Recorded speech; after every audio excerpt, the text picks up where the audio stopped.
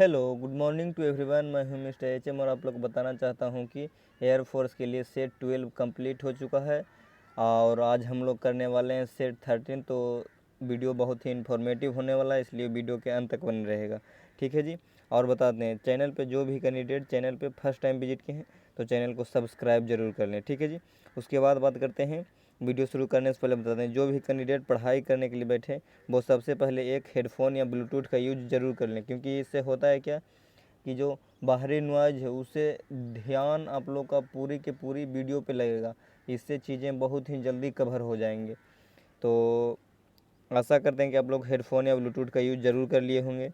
ठीक है जी। तो अब वीडियो को शुरू करते हैं। क्वेश्चन नंबर 60 तक कल कंप्लीट कर चुके हैं। ठीक है जी। जो भी कैंडिडेट वीडियो को नहीं देखे हैं वो प्रीवियस वीडियो को जाकर ज़रूर देखें। साइंस का एक क्वेश्चन चल रहा है और जीके का जो सेट 11 तक शायद है, हाँ 11 तक, सेट 11 तक आप लोग का जीके का है। तो जीके का वीडियो जो भी कैंडिडेट नहीं देखें जाकर देख लें। जीके के उससे ज़्यादा और क्वेश्चन बनने वाला है ही नहीं है। ठीक है जी। तो आप लोग का रागा में जितना 7 का 7 नंबर है वो फिक्स है, 7 के 7 नंबर हम दिला देंगे। ठीक है। उसके बाद जो अब जीएस का क्वेश्चन चल रहा है उसको ध्यान से देखिए, वॉइस इंपॉर्टेंट है इसलिए वॉइस सुनिए ज़्यादा से ज़्यादा। अगर एक बार में कंप्लीट नहीं होता है तो 2 बार में कंप्लीट करिए। ठीक है। तो चलिए अब वीडियो को शुरू करते हैं, ज़्यादा बकवास नहीं करते हैं। ठीक है जी। तो आज का क्वेश्चन सबसे पहले कि अदिश राशि को पहचानना है। अदिश राशि कौन कौन से हैं? तो आप लोग का अदिश राशि समय हो गया, आयतन हो गया, घनत्व हो गया, दूरी हो गया, द्रव्यमान हो गया, ऊर्जा हो गया। साइंस से आप लोग का क्वेश्चन रागा में 1 या 2 बनेगा। ठीक है जी।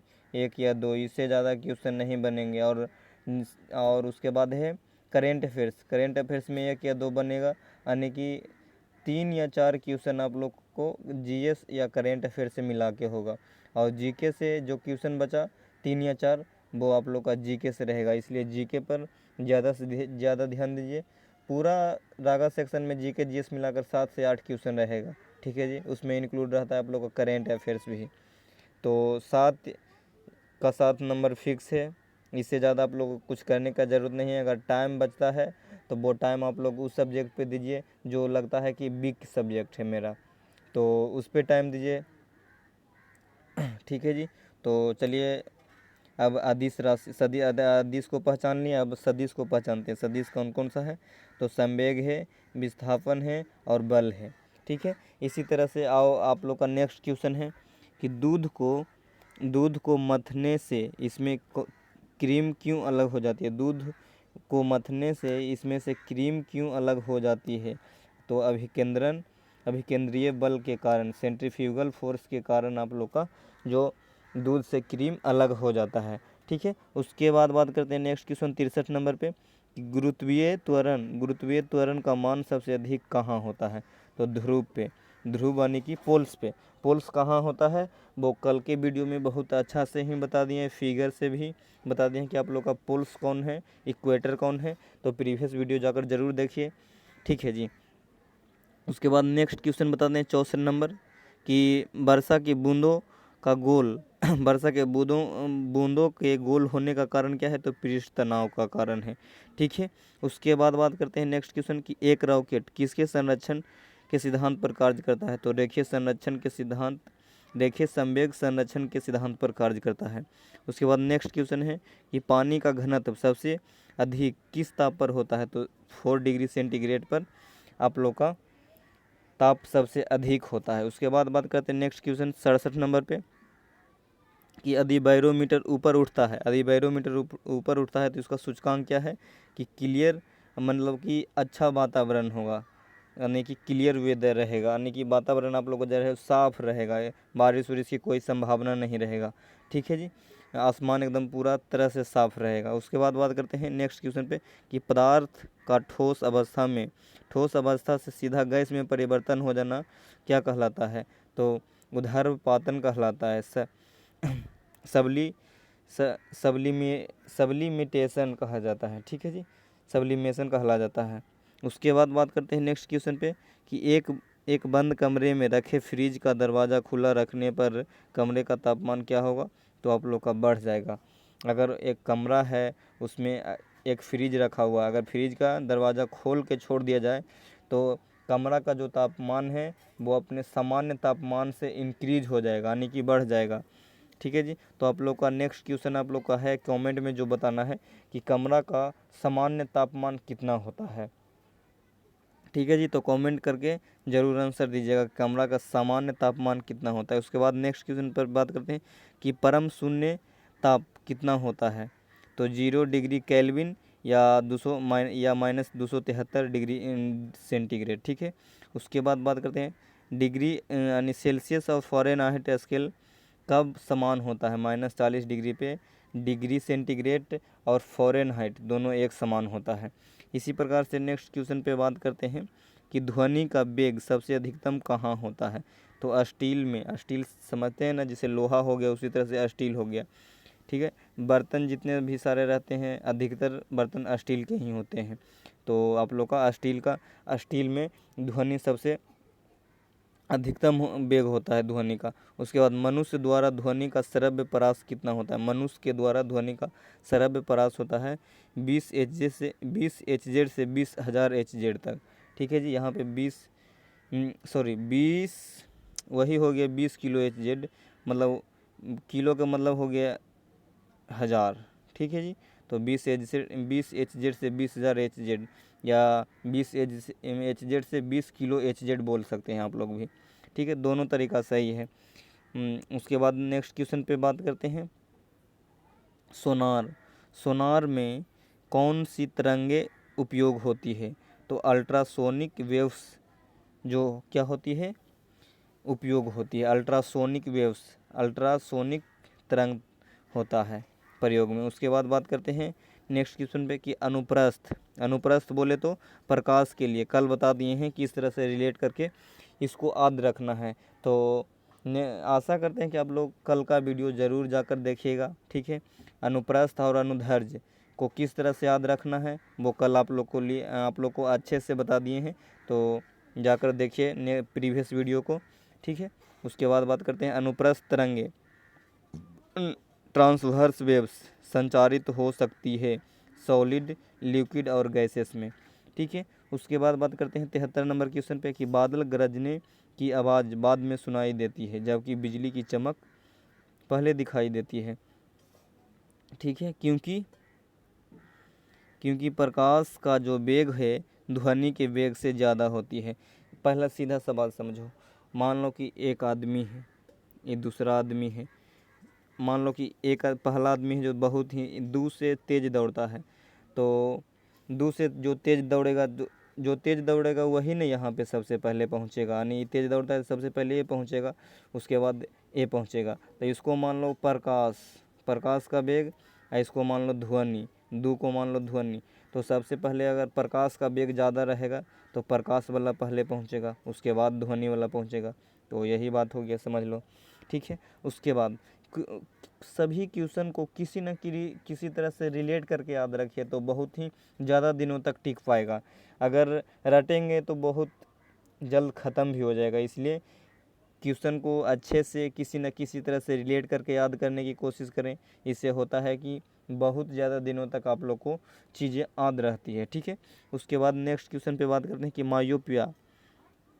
मायोपिया को दूर करने के लिए, मायोपिया आँख में जो रोग होता है मायोपिया वही है। मायोपिया को दूर करने के लिए कौन सा लेंस का उपयोग किया जाता है। तो कॉनकेव लेंस यानी अवतल लेंस का प्रयोग किया जाता है। कॉनकेव बोला जाता है इंग्लिश में अवतल लेंस को। उसी प्रकार से है कि पानी में डाला हुआ सिक्का ऊपर उठा हुआ प्रतीत होता है। कल का क्वेश्चन है, अब बर्तन के कारण होता है। ठीक है।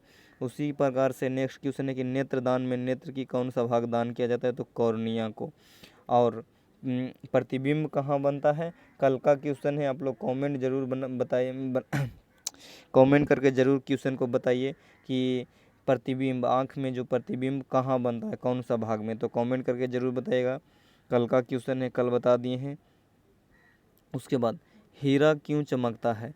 हीरा क्यों चमकता है तो पूर्ण आंतरिक परावर्तन के कारण हीरा चमकता है। आसमान नीला क्यों होता है। आसमान नीला क्यों होता है तो परिकिरण के कारण, स्कैटरिंग के कारण होता है। ठीक है। उसके बाद बात करते हैं तारे क्यों टिमटिमाते हैं। तो अपवर्तन के कारण तारे टिमटिमाते हैं, रिफ्रैक्शन के कारण, ठीक है। उसी प्रकार से आप लोग का नेक्स्ट क्वेश्चन है सूर्योदय।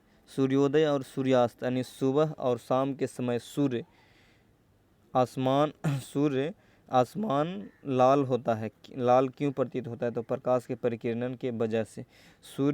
सूर्यास्त और सूर्योदय के समय आकाश नीला लाल प्रतीत होता है प्रकाश परिकिरण के कारण, ठीक है। उसी प्रकार से नेक्स्ट क्वेश्चन है 76 नंबर आप लोग का कि अवतल दर्पण का प्रयोग किस अवतल दर्पण का प्रयोग किया जाता है गाड़ी में पीछे देखने के लिए। गाड़ी में जो पीछे देखने के लिए अवतल दर्पण का प्रयोग किया जाता है, ठीक है। उसी प्रकार से नेक्स्ट क्वेश्चन पे बात करते हैं आप लोग का है कि अवतल दर्पण सॉरी अरे यार सॉरी यहाँ पे हिल गया थोड़ा सा। यहाँ पे देख सकते हैं कि अवतल दर्पण का प्रयोग कहाँ किया जाता है? तो डॉक्टरों के द्वारा किया जाता है शेविंग करते समय। पहला तो हो गया कि डॉक्टरों के द्वारा किया जाता है, दूसरा है शेविंग करते समय जो हम लोग दर्पण देखते हैं वो अवतल दर्पण होता है, ठीक है जी, शेविंग करते समय। उसके बाद है समतल दर्पण का प्रयोग। समतल दर्पण की फोकस दूरी अनंत होता है। समतल दर्पण जो हम लोग का आईना उसका फोकस दूरी अनंत होता है। इसी प्रकार से आप लोग का नेक्स्ट क्वेश्चन है कि रुक जाइए, इसको इरेज करते हैं थोड़ा सा, यहाँ पे आ गया है। हाँ अब दिखने लगा। सूर्य सॉरी रुक जाइए, थोड़ा सा गड़बड़ हो रहा है आज। सूर्य का प्रकाश पृथ्वी तक कितने समय में पहुंचता है? तो 500 सेकेंड में, यानी कि 8 मिनट में पहुंचता है। सूर्य का प्रकाश पृथ्वी तक पहुंचने में 8 मिनट में पहुंच जाता है, ठीक है जी। उसके बाद बात करते हैं नेक्स्ट क्वेश्चन पे। नेक्स्ट क्वेश्चन आप लोग क्या है कि पेरिस्कोप किसके सिद्धांत पर कार्य करता है? तो रिफ्लेक्शन के सिद्धांत पे कार्य करता है, ठीक है जी। उसके बाद किस तरंग का तरंगदैर्घ्य सबसे अधिक होता है? तो रेडियो तरंग का तरंगदैर्घ्य सबसे अधिक होता है। इसी प्रकार से आप लोग का नेक्स्ट क्वेश्चन है कि ताप का सर्वाधिक सुचालक कौन होता है? चांदी होता है। और विद्युत का सर्वाधिक सुचालक चांदी ही होता है, ठीक है। उसके बाद है 1 वाट घंटा बराबर कितना होता है? 1 वाट घंटा बराबर होता है 3600 जूल, ठीक है जी। 1 वाट घंटा बराबर होता है 3600 जूल, ठीक है। उसी प्रकार से नेक्स्ट क्वेश्चन पे बात करते हैं कि विद्युत प्रवाह से मापते हैं। विद्युत प्रवाह किस से मापे जाते हैं? तो ये मीटर से विद्युत प्रवाह को मापा जाता है। 1 वाट घंटा बराबर होता है 3600 वाट पर सेकेंड, 3600 वाट सेकेंड प्रति जूल, ठीक है जी। उसी प्रकार से बात करते हैं आप लोग का नेक्स्ट क्वेश्चन पे कि बल्ब का फिलामेंट टंगस्टन का क्यों बना होता है? क्योंकि उसका गलनांक बहुत ज़्यादा होता है या बहुत उच्च होता है, ठीक है। उसी प्रकार से बात करते हैं कि फ्यूज कैसा होता है? तो कम गलनांक का फ्यूज होता है। कम गलनांक का इसलिए होता है कि अगर ज़्यादा बिजली जाएगा उसमें तो कम गलनांक का रहेगा तो बहुत ही जल्दी गल जाएगा। इसलिए इससे होता है क्या कि जो आपके जो कमरे में जितने सारे यंत्र लगे होंगे तो वो सब बच जाएगा, ठीक है जी। तो एक चालक की तार की लंबाई बढ़ाने पर उसका प्रतिरोध भी क्या होता है? बढ़ता है। अगर तार की लंबाई को आप लोग बढ़ा दीजिएगा तो उसमें करंट भी बहुत ज़्यादा आएगा, प्रतिरोध भी बहुत ज़्यादा होगा, ठीक है। उसके बाद बात करते हैं नेक्स्ट क्वेश्चन पे कि बहते हुए पानी में किस प्रकार की ऊर्जा पाई जाती है? तो गतिज ऊर्जा पाई जाती है। उसी प्रकार से नेक्स्ट क्वेश्चन है कि एक अस्थायी बस में कौन सी ऊर्जा पाई जाती है? तो स्थितिज ऊर्जा पाई जाती है। उसी प्रकार से क्वेश्चन है नेक्स्ट कि सूर्य में कौन सा तत्व अधिक मात्रा में होता है? तो हाइड्रोजन सूर्य में बहुत अधिक होता है, ठीक है जी। उसी प्रकार से आप लोग का नेक्स्ट क्वेश्चन पे बात करते हैं कि भूकंप तरंगे मापने का यंत्र क्या है? सिस्मोग्राफ, ठीक है जी। और एक है रिएक्टर स्केल जो कि वो कंपन को मापता है, ठीक है जी। रिएक्टर स्केल है जो कंपन को मापता है, परिमाण को मापता है, ठीक है। उसी प्रकार से बात करते हैं भूकंप की परिमाण को रिएक्टर स्केल मापता है, ठीक है। उसके बाद है 1 कैलोरी बराबर 4.2 जूल होता है, ठीक है। उसके बाद बात करते हैं नेक्स्ट क्वेश्चन पे कि पृथ्वी पर वायुमंडल रुका हुआ है गुरुत्वाकर्षण बल के कारण, गुरुत्वाकर्षण के कारण पृथ्वी पर वायुमंडल रुका हुआ है, ठीक है। उसके बाद बात करते हैं प्रेशर कुकर में खाना शीघ्र क्यों बन जाता है शीघ्र क्यों बन जाता है? Due to raise in pressure which increase in boiling point, क्योंकि उसका जो बॉइलिंग पॉइंट है, गलनांक है, क्वथनांक है, वो क्या होता है? उच्च होता है, ठीक है जी। क्वथनांक उच्च होने के कारण प्रेशर कुकर में क्या होता है? खाना बहुत ही जल्दी बन जाता है। पानी का जो क्वथनांक होता है प्रेशर कुकर में बहुत ही अधिक होता है, जिसके कारण खाना आप लोग को प्रेशर कुकर में जल्दी से बन जाता है, ठीक है। उसी प्रकार से नेक्स्ट क्वेश्चन है, सीधा सा अगर क्वेश्चन आएगा तो आंसर देना है कि प्रेशर कुकर में पानी का क्वथनांक उच्च होता है, जिसके कारण प्रेशर कुकर में खाना जल्दी बन जाता है, ठीक है। उसके बाद नेक्स्ट क्वेश्चन पे बात करते हैं 90 नंबर कि इलेक्ट्रॉन का खोज किसने किया था? तो जे थॉमसन ने। प्रोटॉन का खोज रदरफोर्ड ने किया था, रदरफोर्ड और गोल्डस्टीन ने, ठीक है। उसके बाद नेक्स्ट क्वेश्चन पे बात करते हैं कि न्यूट्रॉन का खोज जेम्स चैडविक ने किया था। उसके बाद है कौन सी धातु तरल अवस्था में पाई जाती है? तो पारा। धातु के कौन सी धातु, यहाँ पे देख लीजिए धातु है, धातु बोल रहा है, अधातु बोलेगा तो आप लोग को ब्रोमीन मारना है, ब्रोमीन, ठीक है जी। उसी प्रकार से यहाँ पे देखें कौन सी अधातु तरल अवस्था में पाया जाता है? तो ये हो गया पारा। धातु के बाद हुआ, अगर अधातु हुआ तो ब्रोमीन हो गया आप लोग का, ठीक है जी। तो उसके बाद नेक्स्ट क्वेश्चन पे बात करते हैं। नेक्स्ट क्वेश्चन वही था जो अभी बता दिए हैं, ठीक है जी। कौन सी अधातु तरल अवस्था में पाई जाती है? तो ब्रोमीन, जो कि अभी आप लोग को बता दिए। उसके बाद है नेक्स्ट क्वेश्चन कि कार्बन का सबसे शुद्धतम रूप क्या होता है? तो हीरा, यानी कि डायमंड होता है, जो कि कार्बन का सबसे शुद्धतम रूप होता है, ठीक है। उसी प्रकार से नेक्स्ट क्वेश्चन पे बात करते हैं आप लोग का कि शुष्क बर्फ किसे कहते हैं? तो ठोस कार्बन डाइऑक्साइड को आप लोग को शुष्क बर्फ कहते हैं, और भारी जल D2O को कहते हैं, ठीक है। उसी प्रकार से नेक्स्ट क्वेश्चन है कि कार्बन का अपरूप जो कि विद्युत और ऊष्मा का सुचालक होता है, वो है ग्रेफाइट। ग्रेफाइट किसे कहते हैं आप लोग को बताते हैं, जो कि पेंसिल में देखते हैं।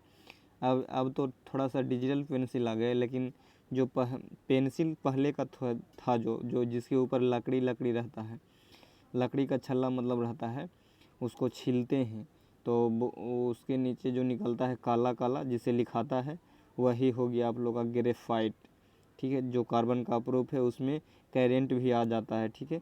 तो वही हो गया विद्युत और ऊष्मा का सुचालक हो गया आप लोग का ग्रेफाइट, ठीक है। उसके बाद बात करते हैं नेक्स्ट क्वेश्चन पे। नेक्स्ट क्वेश्चन क्या है आप लोग का 92 नंबर की पौधे प्रकाश संश्लेषण की प्रक्रिया कौन सी गैस ग्रहण करते हैं? प्रकाश संश्लेषण की प्रक्रिया में कार्बन डाइऑक्साइड पौधा है जो ग्रहण करता है, और छोड़ता कौन है? नाइट्रोजन, ठीक है जी। उसके बाद हंसाने वाली गैस कौन सी है? Nitrous oxide. हंसाने वाली गैस कौन सी है? नाइट्रस ऑक्साइड, ठीक है। उसी प्रकार से बात करते हैं कि किस गैस को मार्स गैस के नाम से भी जाना जाता है? मीथेन, ठीक है जी। मीथेन गैस को आप लोग को मार्स गैस के नाम से जाना जाता है, ठीक है। उसके बाद बात करते हैं चूने का पानी किस गैस से दूरियां हो जाता है? तो कार्बन डाइऑक्साइड से दूर हो जाता है। उसी प्रकार से बात करते हैं कैल्शियम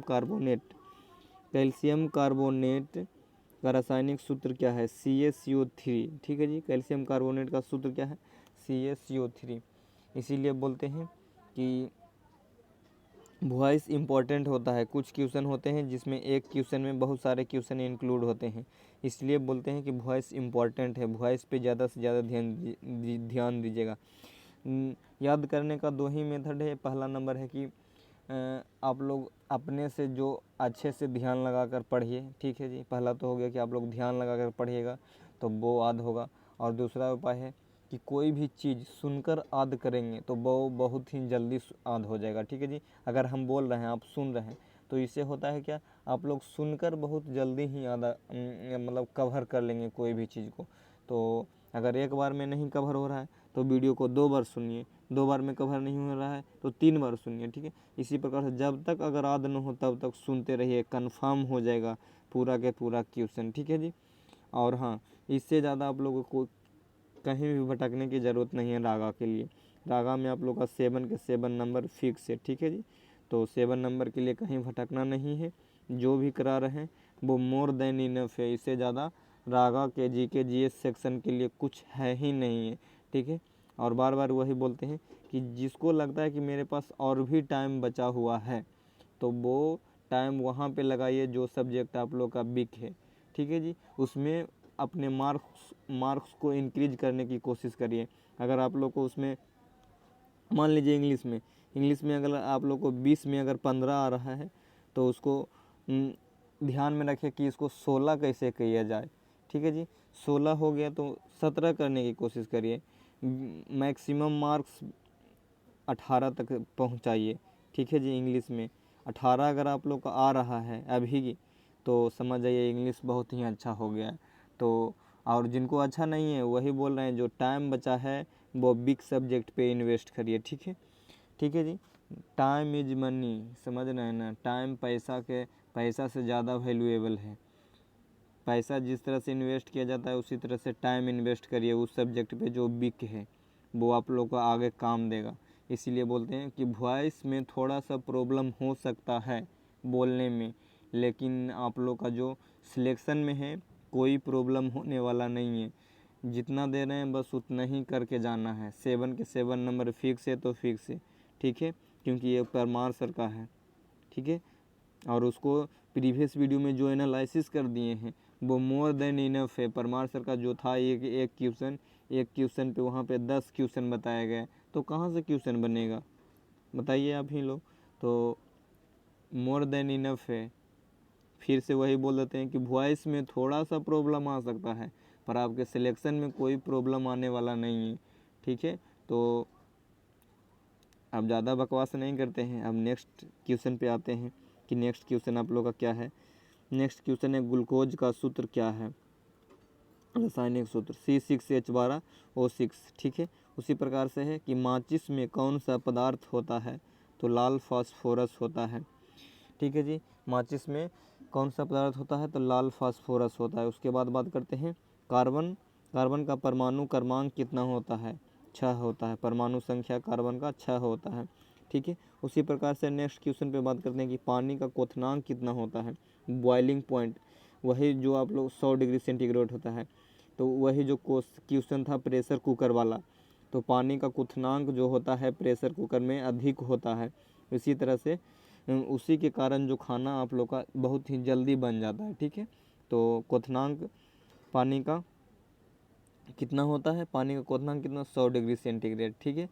उसके बाद बात करते हैं नेक्स्ट क्वेश्चन पे कि 95 नंबर क्वेश्चन है कि वायु में सबसे अधिकतम मात्रा में कौन सी गैस पाई जाती है, तो सबसे अधिकतम नाइट्रोजन पाया जाता है, ठीक है। उसके बाद बात करते हैं आप लोग का कि सोडियम बाइकार्बोनेट का घरेलू नाम क्या है, खाने का सोडा है, ठीक है जी, खाने का सोडा है। उसके बाद नेक्स्ट क्वेश्चन है कि सोडियम कार्बोनेट का घरेलू नाम क्या है, धोने का सोडा। दोनों में अंतर है, सोडियम बाइकार्बोनेट और सोडियम कार्बोनेट। बाई लग गया, कोई भी चीज़ अगर हम खाते हैं तो उसको बाई करते हैं, मतलब खरीदते हैं, तो बाई हो गया। तो बाई यहाँ पे सोडियम बाई, तो बाई मतलब खरीदेंगे क्या, खाने की चीज़ ही ना खरीदेंगे जी, तो बाई यानी कि बाई करेंगे, बी यू बाई था, बाई मतलब खरीदना, ठीक है। उसके बाद जो चीज़ खाएंगे जो खरीदेंगे वो खाने के लिए खरीदेंगे, तो सोडियम बाई कार्बोनेट यानी खाने के सोडा को बाई करेंगे यानी खरीदेंगे, तो सोडियम बाई कार्बोनेट तो खाने का सोडा, और सोडियम कार्बोनेट सिर्फ तो धोने का सोडा। दोनों में अंतर है। इसी तरह से बोलते हैं कोई भी चीज़ बाई, से बाई कर रहे हैं, कोई भी चीज़ बाई हम कर रहे हैं मान लीजिए, तो बाई किस लिए करेंगे, खाने के लिए, तो खाने के लिए तो बाई करेंगे खाने का सोडा, और कार्बोनेट सोडियम कार्बोनेट तो धोने का सोडा, यानी कि बाई लग गया तो खाने के लिए, ठीक है। तो इसी तरह से बोलते हैं आप लोग को कि रटने की कोशिश नहीं करें, रिलेट करके चीज़ें को पढ़ें, इससे होगा कि आप लोग को बहुत दिनों तक याद रहेगा कोई भी चीज़, ठीक है। उसके बाद बात करते हैं नेक्स्ट क्वेश्चन पे कि बॉक्साइट किसका अयस्क है, तो एल्युमिनियम का अयस्क है, ठीक है।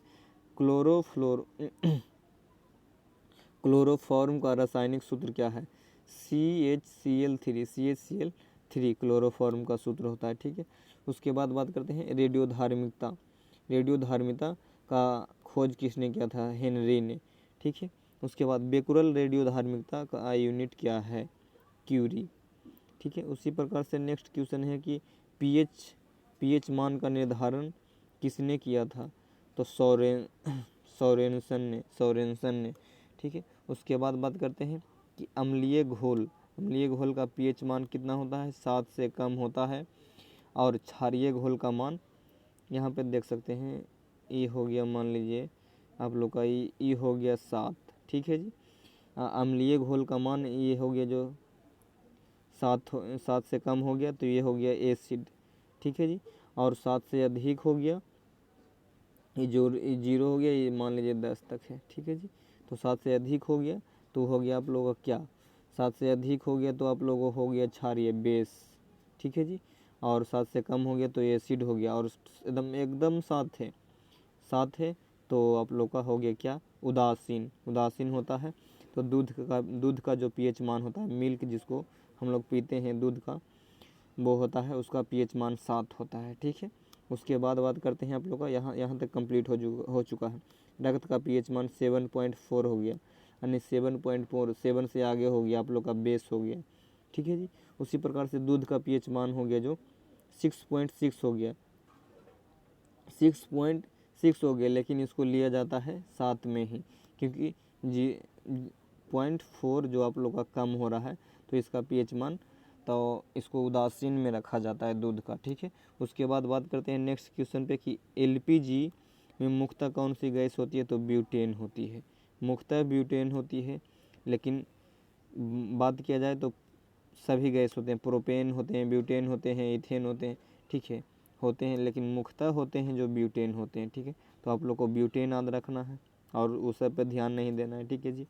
तो अब नेक्स्ट क्वेश्चन पे बात करते हैं धोने का सोडा जो सोडियम कार्बोनेट, ठीक है जी। याद हो गया होगा आप लोगों को किस तरह से याद किए हैं, ठीक है। रासायनिक सूत्र क्या होता है, Na2CO3 × 10H2O, ठीक है।